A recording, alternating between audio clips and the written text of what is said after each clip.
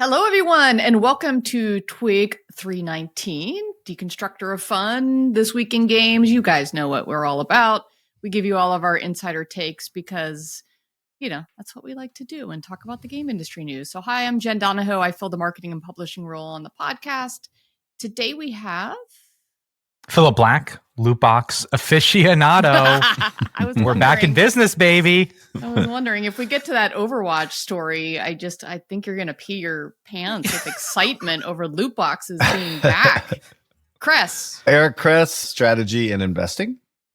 Mission Katkov, que pasa? I'm representing the fine country of Spain this week. So that's awesome. All. That's all. That's it. All right. So, lots of company changes this week. So there's a new home for Pokemon Go. The same thing actually for Jurassic World. What in the world is going on with all these geolocation AR games? Interesting. Sadly, there is no home for the Seattle-based team of Marvel Rivals. I think that's going to be a really big conversation for us. Updates on PlayStation numbers, which is why I wore my retro PlayStation jacket, Kress. You have one as well. I told you should have worn it, but that's okay. We won't represent today. Loads more if we get there. Checking in on Candy Crush Solitaire and Last War Survival is crushing it. So anyway, Phil wants to do TV talk. Go for it. Okay. When you put it like that, a public service announcement. There's a show that has been running for 4 seasons that is based on the games industry. It's called Mythic Quest. It parodies us. It makes fun of us. It's for us, and no one talks about it. And I find it the most bizarre possible thing that happens in this industry, that someone went out and made this for us, and no one watches it. Very strange to me. It's hilarious. It plays on humor from the game industry that everyone will recognize. Like there's this monetization character played by Dan PD. It's very similar to Community in a lot of ways. There's a lot of the same writers and actors. It was like a launch series on Apple TV, right? Yeah. I tried to watch it. It was like really cringy for me to watch it. It gets better. It does get better. They can find their pacing a little bit. Oh, they do. It hurt. It was like watching work. I don't know. The same thing happened with, remember Silicon Valley? Silicon Valley was on HBO or Showtime or one of those, and it was the same thing. I was at a startup at the time. It was like, oh, it's too much like work. Oh, it was such an amazing show. It was so much fun. I lived in SF back then. I was like, it was like living the show. And I remember Pincus was on the show, right? Oh, did he? Yeah, he did a cameo. That foots. Yeah. That foots. Interesting. All right. Well, thank you, Phil, for the update. Rob McElhenney is one of the owners of the soccer team with Wrexham. That's pretty much how I know the show. Is like, oh, that's the guy that owns Wrexham. On the shilling part, we got one article out, which is written by yours truly.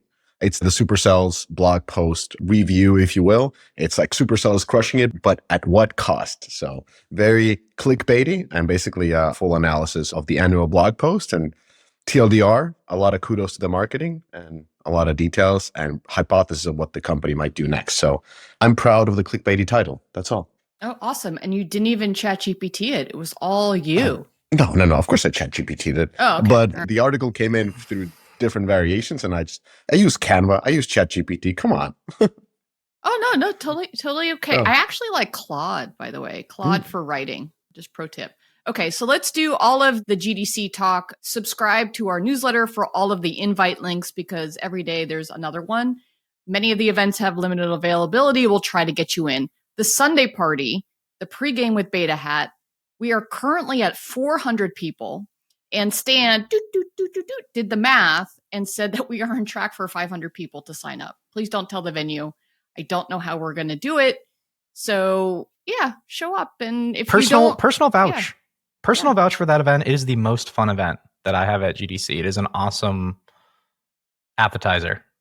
Yeah, I was a little bit late last year. My flight was delayed, but it was so much fun to meet with people in person. Monday, we have a Sensor Tower Deconstructor of Fun VIP dinner. Tuesday is the executive brunch with Heroic Labs and Convoy. Wednesday, product brunch. Is it a marketing brunch too now? Yes, we synced up with the partners. So Medica and Solston and Upcharge. So Solston was very adamant that we also have marketers. So what we'll do is it's going to be 50-50 product and marketing people. Thank you for being inclusive of my kind. Both sides of the coin.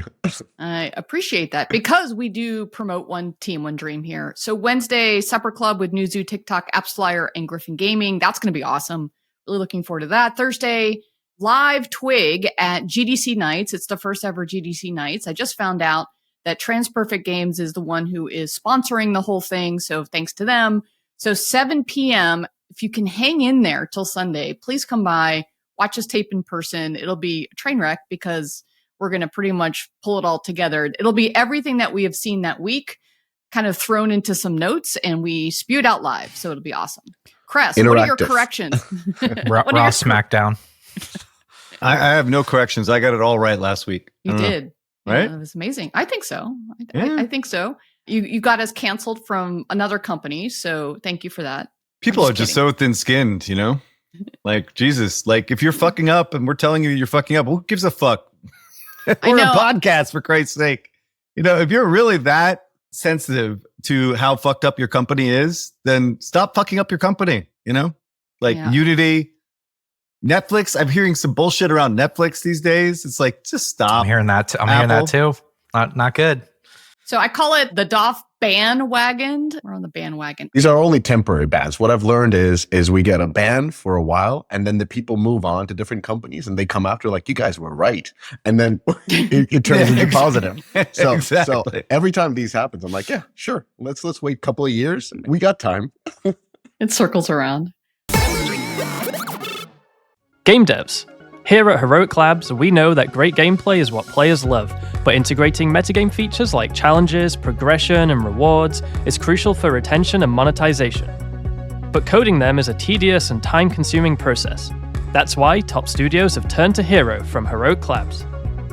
Hero provides a complete suite of battle-tested metagame features that are quick to implement, letting you spend more time on the core gameplay experience. Ready to ship fully featured engaging games? Check out Hero today at heroiclabs.com. Attention app and game developers. Are you ready to unlock the secrets behind the world's top performing apps and games? With Sensor Tower, you get the ultimate competitive edge, whether it's breaking into new markets, fine-tuning your UA strategies, or boosting monetization.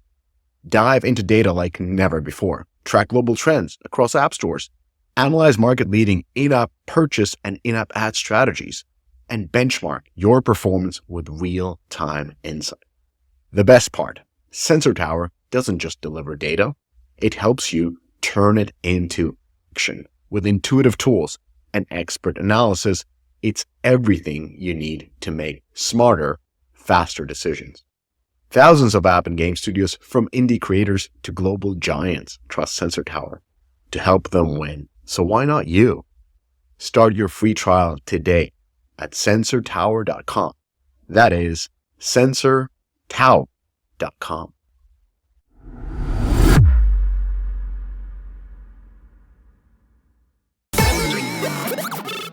All right. So a little bit of a shout out here and something I thought was really interesting. So Agbo, AGBO, it's a new studio, artist-led independent studio started by the Russo brothers of Avengers fame. So they appointed game veteran Pete Wanat as president of interactive technology. I know Pete, he's awesome. So I think this is super cool.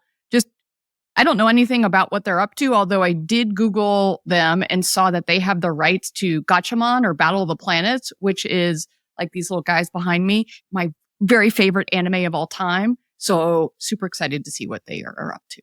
Do these normally work out, these entertainment companies that go into games? I'm thinking about like what Skydance is another one, WB kind of. Bad Robot. Do these pan out? Bad Robot. Do these ever pan out? No, they don't. Okay. Yeah.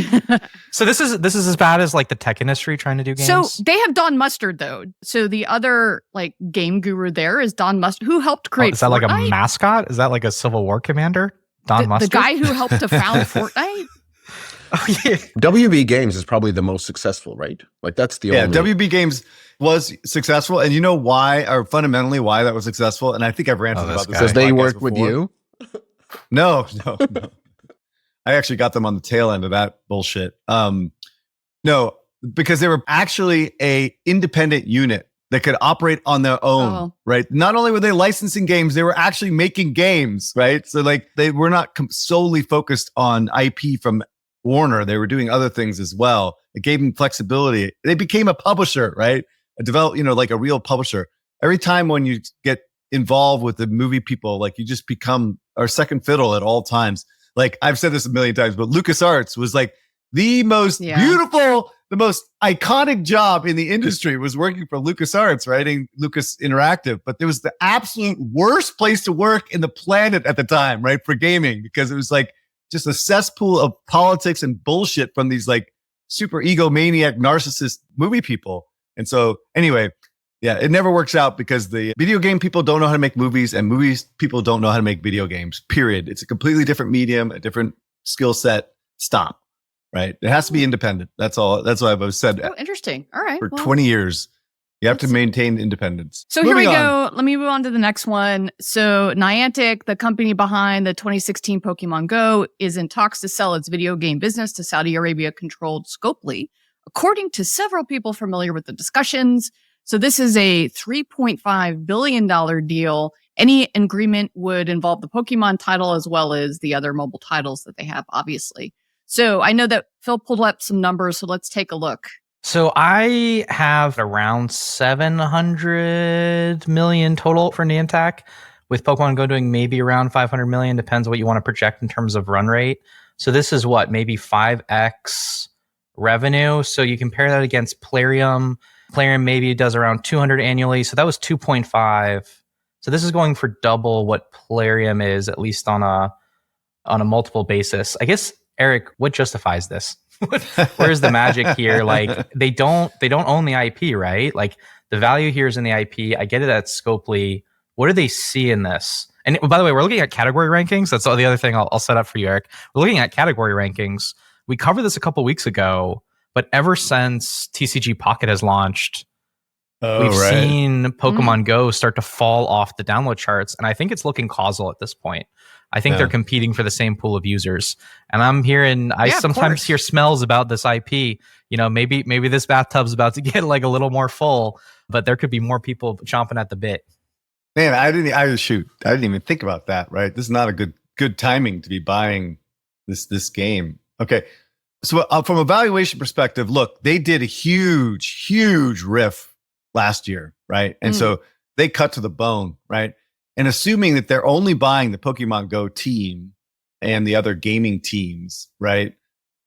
The profitability must be insane on this revenue, right? They can't be that big of a team. So if they're getting like 40% margins, then from an EBITDA multiple perspective, it's not so bad. But from a revenue multiple, it's ridiculous, right? Because I think you're being super generous in terms of the totals here. But there is some other stuff going on behind the scenes, and perhaps Scopely thinks that they can grow this thing because at the end of the day, even though Pokemon Go is pay to win, as all things are on the App Store, it's not very aggressive, right? So perhaps Scopely really thinks that they can like kind of like squeeze the loyal audience a little bit more and make more revenue. You know, I don't know. That might be part of it. That's what their game plan has been.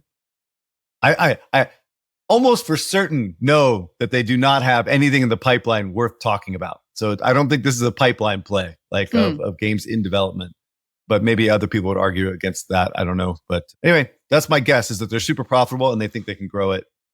The UA machine. No, Scopely OS. The OS as the OS. The platform. Brilliant. I mean, it's true though. Yeah, let me take a stab on this. So like, first of all, $3.5 billion is a lot of money, but we don't know how the deal would be structured. Like how much is cash, how much will be in earnout. So that's another important aspect here. But nevertheless, if we look at Niantic, just like you said, it is a one-hit wonder. Of all of their revenue throughout their whole lifetime, 95% has come from Pokemon Go. And Pokemon Go has also generated 92% of all their downloads. And people always say like, well, it's because of Pokemon. That's such an amazing IP. It fits really well with the game. But look at the cemetery of Niantic. Like you got Harry Potter, you got Marvel, you can find Pikmin over there, NBA, Monster Hunter, Catan, Transformers. Like name an IP and Niantic has killed it. And then people would say like, well, no. Monster Hunter is a successful game. It's like, okay, sure. 80% of the revenue comes from Asia and they make around $5 million a month that's a respectable revenue for a game. Anybody would be happy. But you have to take into account that Pokemon Go makes about 130 million a quarter. So overall, like this game has added about like 4% to the top line revenue of the whole publisher. So still, like if this is the most successful thing, then that's not really considered success in the scope of Pokemon Go. There's really no other successful AR location-based game that has been ever released. So it's not that they would be buying this for tech. So because of all of this, my hypothesis is this is not Scopely's M&A strategy. Like we know how Scopely's M&A strategy works. When they start making a team, they bring together genre experts. They find an external studio that has expertise in that genre. Then they pair it up with a great IP, and they also have fantastic central tech, the platform. And then once the game goes live, that's where they do the M&A. That's when they acquire the third-party studio to become their internal studio so that they can grow it without all the revenue share bullshit and renegotiations. This is Savvy's strategy. Like Scopely is Savvy's M&A arm for mobile, and they're doing what Savvy wants. And Savvy is a private equity. And this reads private equity to me. Like, as you said, cut the cost, increase profitability, put it on the Scopely, their operational machine, make it be more efficient and continue to make money and also look good. A Pokemon game from Saudi Arabia. Let's go. That's how I think this went. Interesting. That's not too bad there, Mr. Katkoff. and he was funny. Wow. Immediate feedback. I love it. I know. Yeah. This kind of foots, though, because if my understanding is Scopely's kind of been on the sidelines in terms of M&A since the transaction was happening. And every time I say that, someone from Scopely calls me and says, that's not true. We're out there. I'm like, no, you're not. Just stop. Okay. Canceled. I really want to go to that party, Cress. Come on, me stop too. it. Please. My invite's just been revoked. Anyway, my net on this is what? If Scopely, Savvy, doesn't matter. I think you can justify this transaction in a spreadsheet. I really do. I think you can actually put it in a spreadsheet and make it work, right?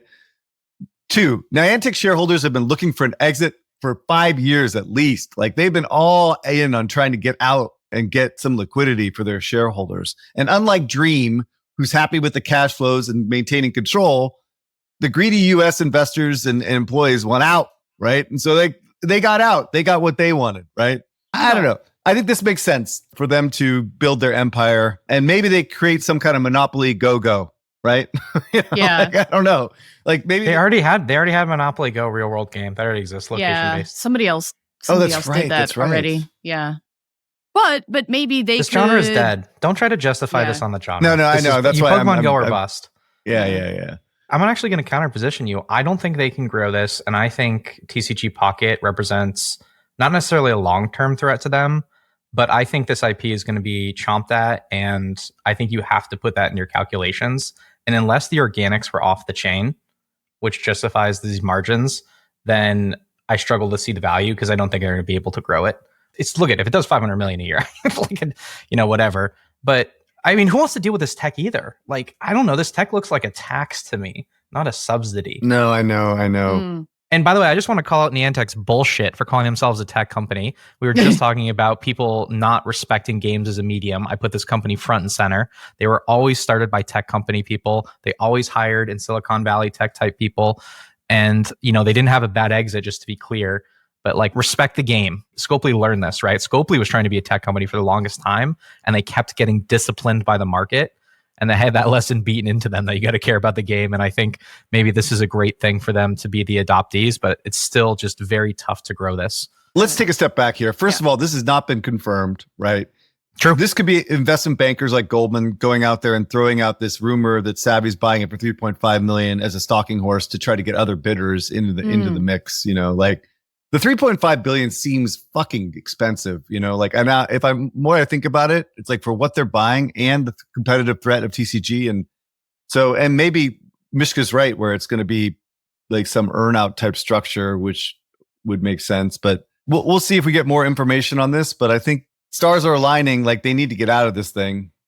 But I guess the question is, what the hell does Niantic have without these games, right? Like they have no revenue sources. They're a location-based company. Their AR technology is terrible. It's like what is exactly I don't know. Doesn't even make sense. All right, They have let's move on. advertising. Don't they have like physical location-based advertising? I like to look into that section of the P&L. Oh no, that never amounted to shit, sorry. dude. No. Yeah. Okay. No, I mean it was actually a really cool idea originally, but I don't think that's material. But I could be wrong. Okay. Yeah, I'm a little bit with Phil on this was a great idea until Pokemon TCG came out with the real game, which I think is going to really just be a competitive threat. So something related and somewhat of a coincidence. So the only other kind of, I would say, mildly successful, okay, it's not really a successful game, is Jurassic World. So Jam City agrees to sell Ludia, which is the maker of Jurassic World Alive. So this is also kind of still in works and everything that you just said about the other deal. So Jam City is going to be selling this to Canadian institutional investors for an undisclosed sum because I think Jam City is private. So this is Jurassic World Alive is the number 2 top revenue game in tier 1 countries, but Pokemon Go is 25x bigger, just so you know. So over the last year, 325 million for Pokemon Go, Jurassic World was 13 million, and then Monster Hunter was 11 million in the last 12 months, just to kind of round out the whole AR topic. Yeah, you remember when Jam City bought Ludia? Like that was part of their SPAC play. Like they tried to IPO during the crazy season where you didn't even have to go through the regulatory, you could just SPAC it. And they couldn't even SPAC it. Yeah, so interesting. Jam City has raised over, I think, what was it, 500 or $600 million or something like that. I remember we discussed it at some other podcast, which is the reason why they haven't been acquired, even though they are a profitable, mid-sized developer. Yeah, for sure. All right, let's get to the biggest topic that was like a flurry of Slack news for us. Marvel Rivals. The Seattle developers were laid off. So, Chris, do you want to kick this off? Yeah, let's quickly. So basically, Marvel Rivals developers laid off as NetEase guts the entire team. So the headlines were really salacious. This one, yeah, it right? was a little bit too much. It was a little much, right? But the reality of it is that this is a really small team in Seattle, led by this guy Sasser, who is part of Striking Distance Studios, who made Callisto Protocol for Krafton, right? Back in the day, and that game was a disaster of epic proportions for them. It looks like he created a team in Seattle to help NetEase to support level design and some game design. And so his quote was the one that a lot of people took. It's like, this is such a weird industry. My stellar, talented team just helped deliver an incredibly successful new franchise in Marvel Rivals for NetEase Games, and we were just laid off.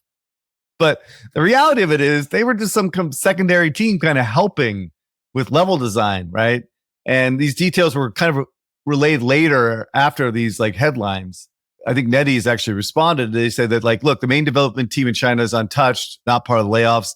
This is the only layoffs that happened in the US. So unfortunately, it's tragic. These people have lost their jobs. This is kind of in line with what's going on with the market conditions for a few reasons. One, game development in the US is very expensive relative to China. And I think the Chinese teams are trying to keep and create their teams in China. There have been rumors swirling, and I think Mishka is going to talk about this, that NetEase is trying to get out of all their investments in the US. Now, I've had like a half a dozen folks tell me that this is true, but I've not really got any confirmation from anybody that really matters. But it seems to make sense to me because I think there's like this notion now, which may be true actually, that Chinese developers don't need Western teams anymore. They can make their own games and compete. And I think Wukong was a real proof of that. People that are now in charge of NetEase feel that that is true. And so they're trying to pull out of all their US investments. And again, the team was not part of the core development team. So it's very likely that they're not responsible for ongoing live ops, right? So it's like, that's probably the responsibility of the Chinese team. So their usefulness is probably not very high after launch. So in some ways, this is much ado about nothing. This is not the core development team. This is not the team that's responsible for Marvel Rivals. They were just a small team in the US helping out. So yeah, as you mentioned, like this has been, I've heard this rumor for a while, for months, that NetEase is pulling out of Western studios. I haven't talked about it on the podcast, but it recently got out through Games Industry Biz and some other outlets. So I was like, okay, well, it's time to talk about it. That has been the rumor for a while. And to my knowledge, there's nothing geopolitical behind this. Their CEO Ding has, according to these rumors, has lost the confidence in expensive overseas teams. And what they're seeing is very business-like. There's rising costs, there's lack of results, and they've also being clearly seeing that the Chinese can make better games faster, cheaper than their Western counterparts. And also the rumors that I've been hearing is that when their Chinese counterparts are telling them the best practices, they are kind of not listening and be like, you know what, this is how we like do things. And maybe this works in China, but it doesn't work in the West and yada, yada, yada. And they got frustrated with that. So, of course, NetEase came out with a counter statement, I think quickly after the games industry biz told the story about this case. And the statement is that they're not divesting, but rather establishing unified goals across studios. I'm going to quote the NetEase piece. It says, "We are very open and aim to leverage our company's strength and accumulated expertise to support all developers. In order to achieve the vision, we have implemented an evaluation process, which applies equally to all NetEase studios globally, both domestic and overseas. So in other words, we're putting all studios under the same evaluation. That means the American studios by battle-scarred ex-Bungie, ex-Riot, ex-Blizzard veterans are now pitted against these hungry new blood studios from China. And what's happening is what's happening. It's hard to compete against those guys, especially if you have a good amount of success and you're not the spring chicken anymore. So love all kinds of geopolitical talk, but this is not it. I think the Marvel rivals, Wukong, COD Mobile, Whiteout Survival, Block Blast, like all these games came out of China. And why wouldn't you continue doing your games where it's more efficient compared to all the investment? Like, you remember all the investments NetEase has done? They've written like $20-30 million tickets to Angry Bobby for them to leave Blizzard and start up a studio somewhere in Irvine. I'm not going to go down this road because like there is some geopolitical issues that could arise, right? So if the administration starts shutting down Chinese imports, then they're really fucked, right? Yeah. Like they just completely screwed themselves, you know? But who knows? Who knows what the hell's going to happen? If they're divesting, though, this makes it a buyer's market, right? You have a massive increase in supply if they're divesting. I mean, we're just talking about Scopely. They seem to like always flirt with AAA. I never understand what's going on. I see these job ads for like AAA product managers. Remember they bought like what was it, the Cold Front, Cold Iron Studios, the Alien one? I forget what it was. They got it like bundled up and then they got rid of it. It feels like they're always flirting with it. I don't know. Do they? I think savvy strategy is to be a player in both mobile and console, right? I agree. So Scopely the OS, last baby, piece, plug it in. The last piece is to buy, you know, a big publisher, right? And we've talked about on the podcast, like it really makes sense for them to go after. I hate to say the word.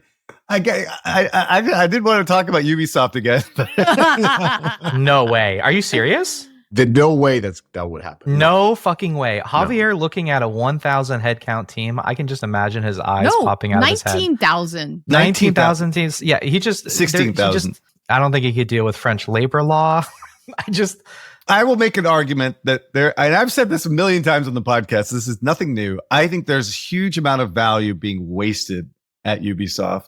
And clearly to me is that there's no way they could be a player in AAA or publishing without acquiring something like Ubisoft. Like there's no other asset out there that gets them there faster, right? So if I were them, that's the calculus in my head, right? Where it's like, you can't buy small studios and build this thing up and build it. It'll take decades. Like that's bullshit, right? But you acquire something like Ubisoft that is so sorely mismanaged that, dude, a monkey could manage this thing better than Eve, right? So this makes sense on paper for me. Now, the fucking struggle and the pain and the agony that's going to be required for the next like 2 years to get this thing back together, the type of people that you need, the HR people, the guys like massaging, you know who could do this? Which I didn't talk shit about before, but I'm going to talk shit about now. Oh, good. Bernard Kim. That's who needs to come in and do. That's the type of person. He's not a CEO like for Match, right? And he got fired after 3 years, for the record. But he's like the type of person that can come here and massage the shit and make something happen here. You know, so polish the turd type thing, right? That's actually he's a mobile guy. He's a mobile guy. I don't know. No, he came from EA. He knows he was mobile at EA. I worked with him. Was he only mobile forever? Yes. Oh. Yes. All right. Can I say one thing about Ubisoft? So I think the best case for Ubisoft is not to be acquired by somebody who cuts it into pieces, but countering your point on Scopely, I would say best thing for Ubisoft is to become very independent units. And I think that way they will be much more efficient and better at decision making rather than being this one large conglomerate. All right. So just to wrap up, so Stephen Totillo got a statement from NetEase specifically on Marvel Rivals. The other statement you read, Mishka, was about that general topic. So, and this was really interesting that NetEase actually came out with a statement. So the cuts are for organizational reasons and to optimize development efficiency.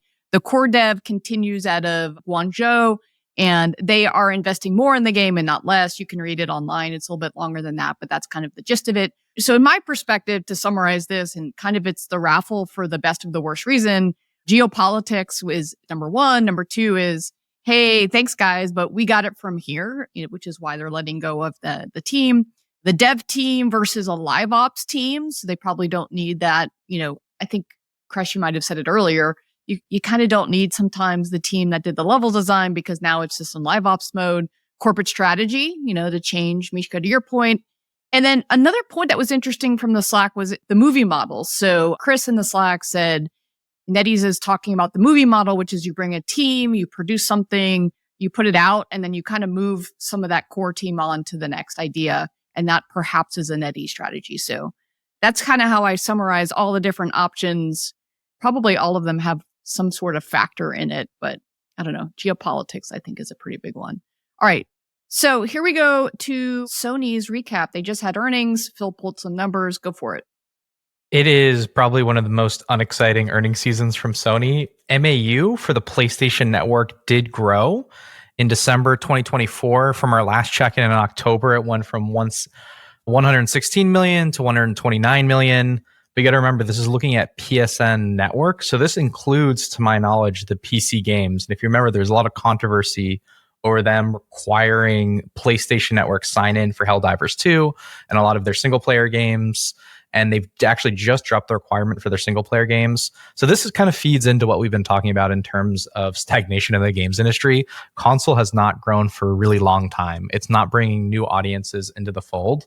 And I think this is just more evidence of that. And it's troubling. And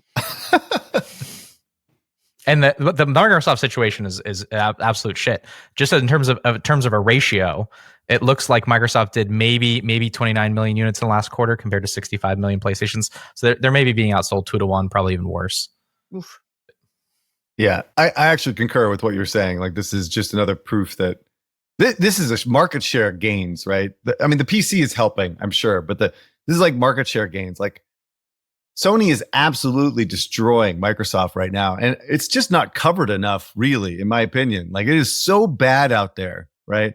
And I think, again, even with these Sony numbers, there's a little bit of misreporting and exaggeration because they had a really good quarter in terms of hardware sales in Q4, but the overall year was down, right? Year over year, which is not what should be happening at this time in the cycle.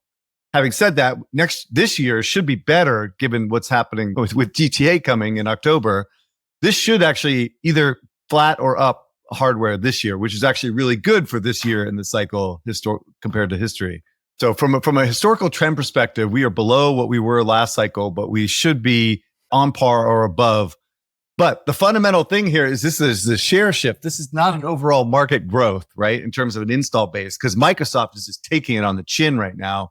And that's like the fundamental problem with this whole cycle. And when you look at what's happening at Microsoft, their share of third party is absolute trash. Like it is like they are getting destroyed. Like they used to be like 30-40% of third party games like Call of Duty, Madden, FIFA, and they're at like in the 10s to 20s now, right? It is like so bad. They've like completely got decimated by Sony on third party because no one wants to buy an Xbox anymore, right? And not to mention the Series S is like half the install base, which is a shitty device that no one wants to play. So anyway, so this should get even worse when GTA comes out this year, because I think even to this day, GTA is considered a Sony title because it was exclusive for a long time in history. So that should even lead more to it. So Microsoft is really the real story here. You know, Sony is doing extremely well, but it's at the expense of Microsoft. And that's the point I wanted to make. And people are not talking about that because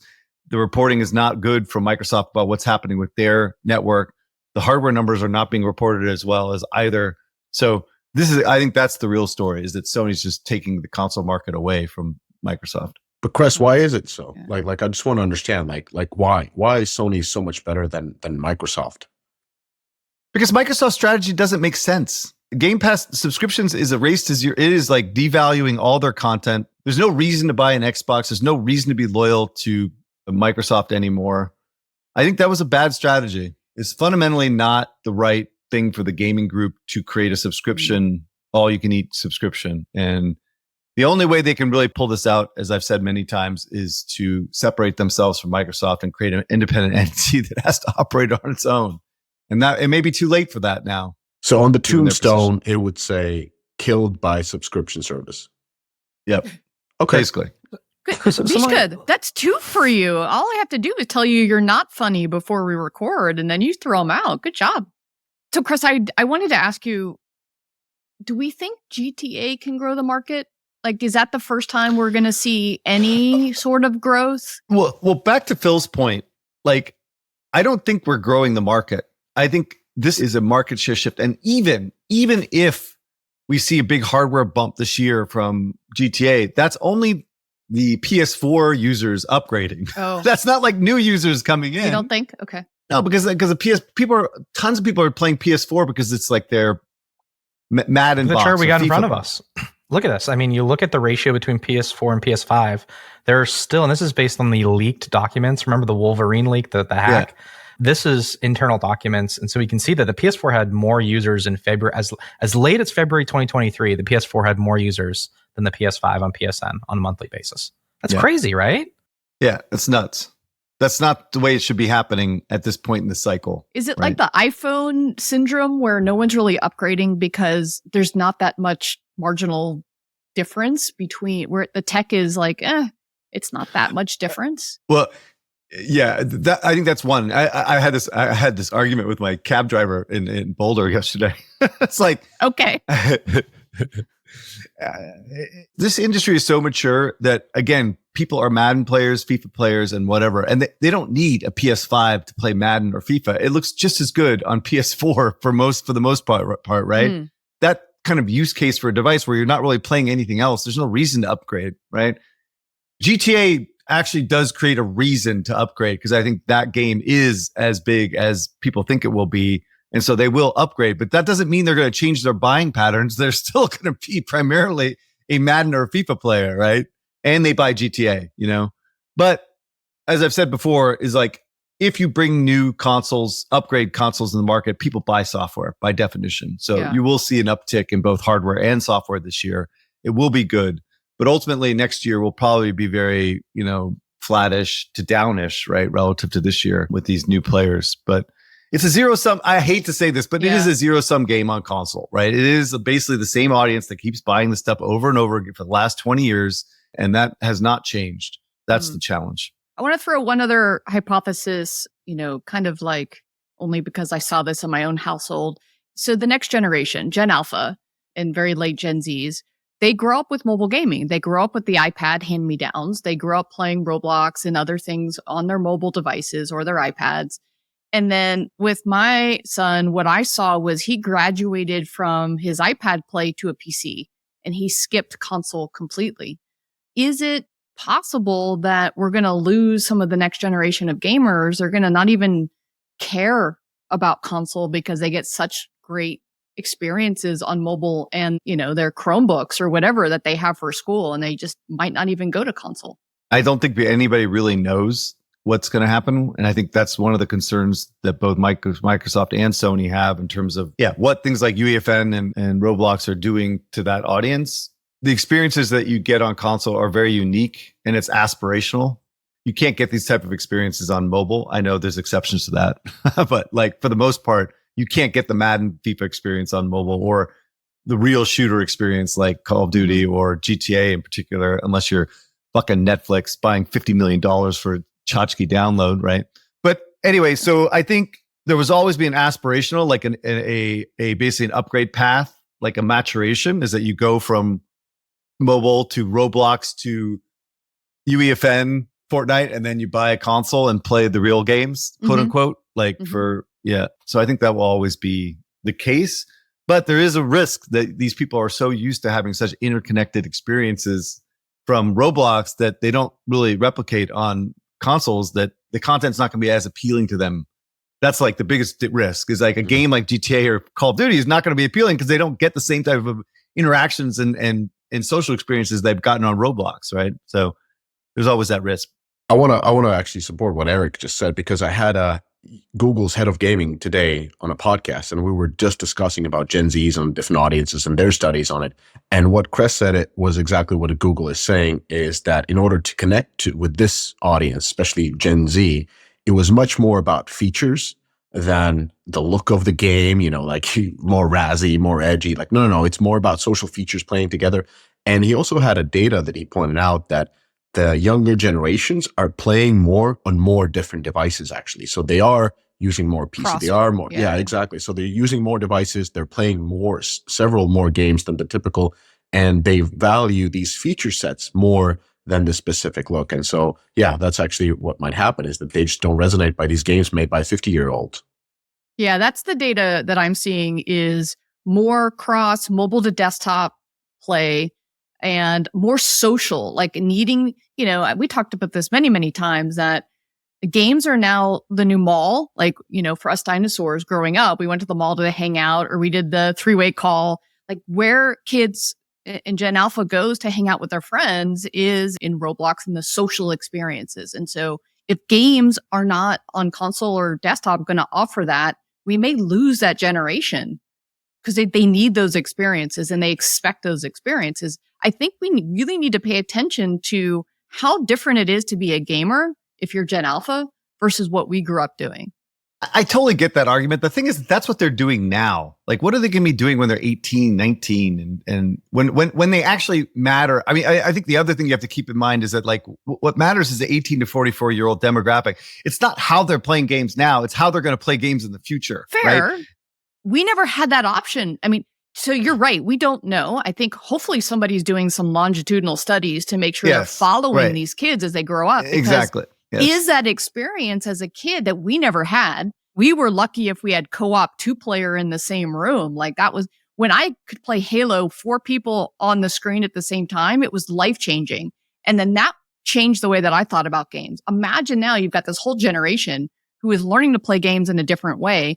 My expectation of just seeing how, people behave, I think that's going to have a different impact on their expectations. Okay, but I would make the argument, we've had social media like explode beyond all recognition. YouTube, fucking, not Facebook, obviously, Instagram, Snap, like, all TikTok, all these things are happening. And yet our market is basically the same. If not, it's growing slightly. Like, that, it hasn't impacted our market yet, right?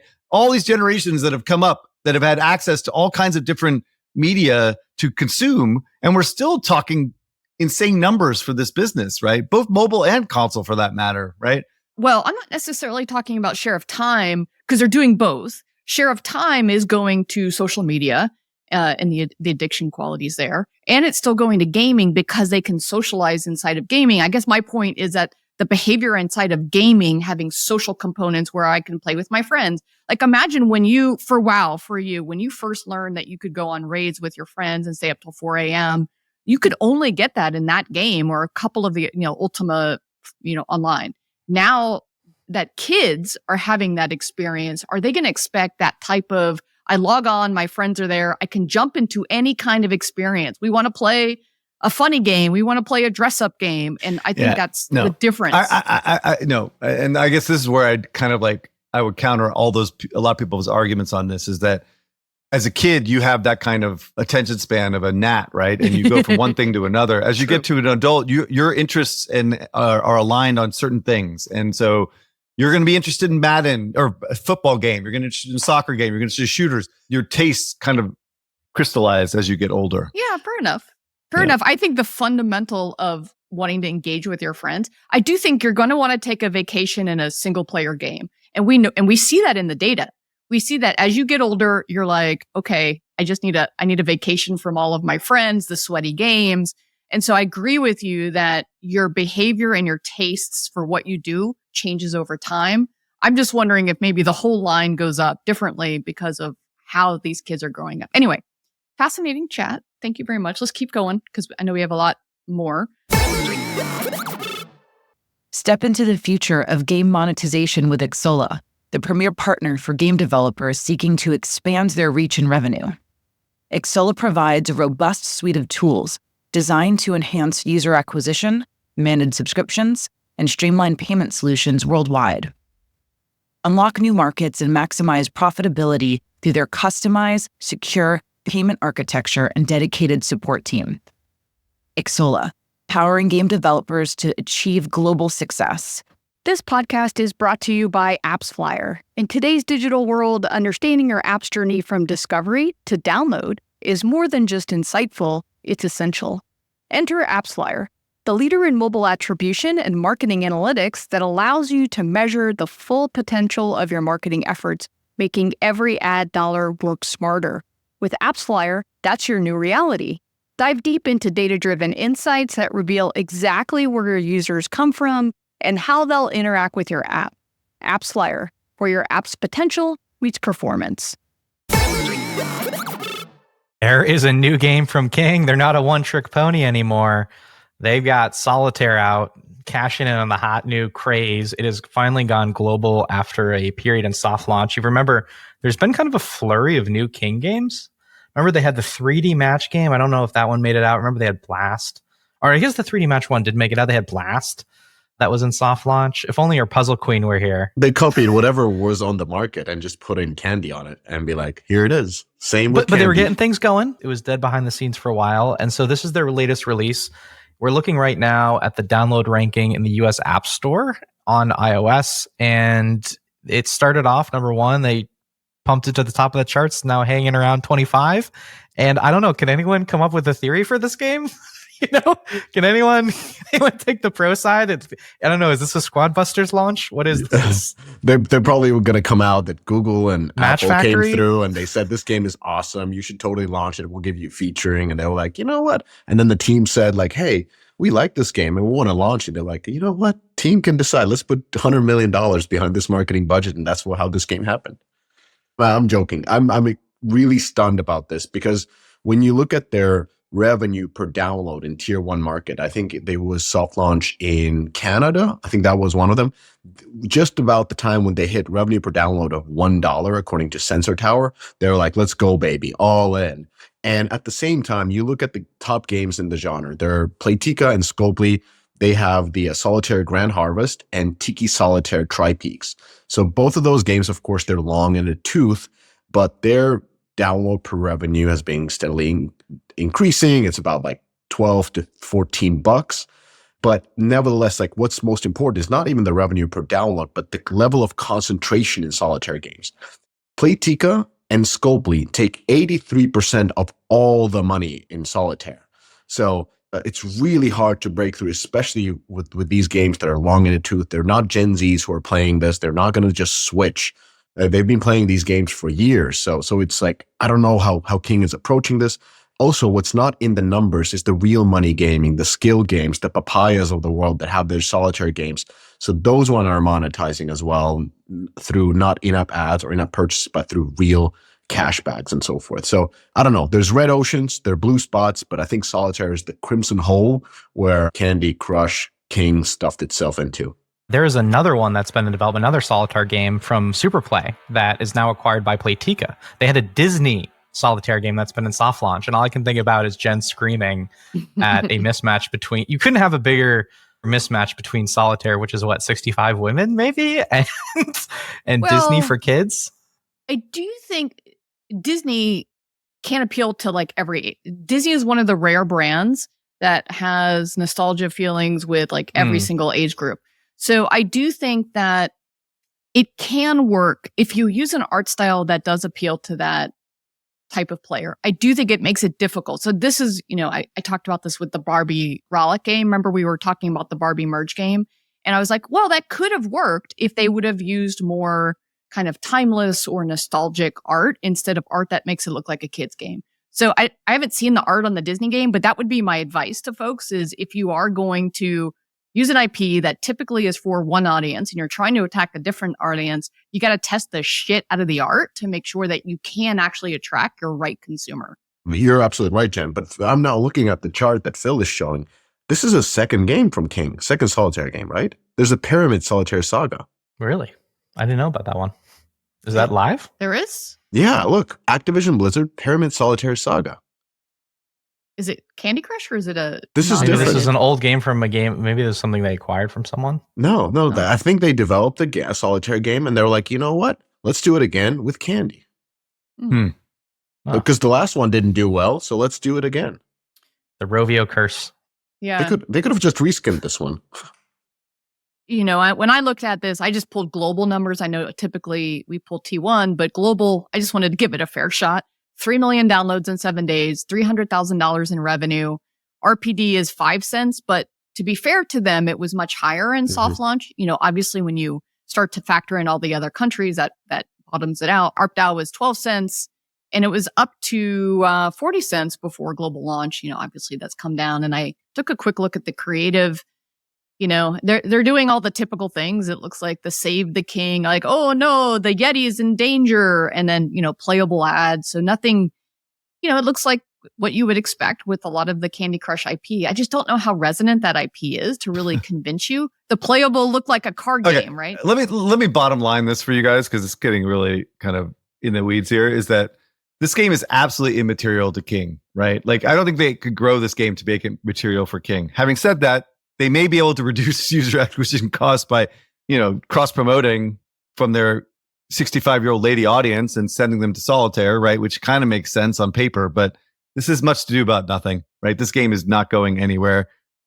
So as always, King can't make another game besides Candy Crush, right? Like, yeah, this has like been 20 years now, or no, not that long, maybe 12 years now, right? It's like, just stop. I think they tried it for the 3D match, you know, trend that's going on, and that didn't resonate either. Or it's still in soft launch. I don't know. We have to check on that. Do you remember the game that, well, they tried Call of Duty, and then they tried that one game where animals drove cars that were shooting at each other, but they're like miniature Rebel Rally, right? Yes. UE5 project. Yes. It's totally outside the normal playbook. I love that. That's also dead. That's very dead. Stay in your lane. Stay in your lane. Or do an acquisition, right? By Ubisoft. We've been buying studios forever, Eric. All right, everyone. Thank you. That wraps it up, and we'll see you next week. Latest. You did it. You made it to the end of the episode. As a fan of the show, it would help us out if you'd subscribe and leave us a review on the podcast service of your choice. Those stars and likes, while a small action on your part, mean a lot to us and help to grow the show. More importantly, are you a member of the Deconstructor of Fun Slack group? If you have 5 years or more of games industry experience, go to deconstructoroffun.com/Slack and apply to join. Join the games industry best professional community filled with peers always willing to lend a hand, or subscribe to our newsletter to get all the latest insights from the Deconstructor of Fun content creators. Thanks for listening.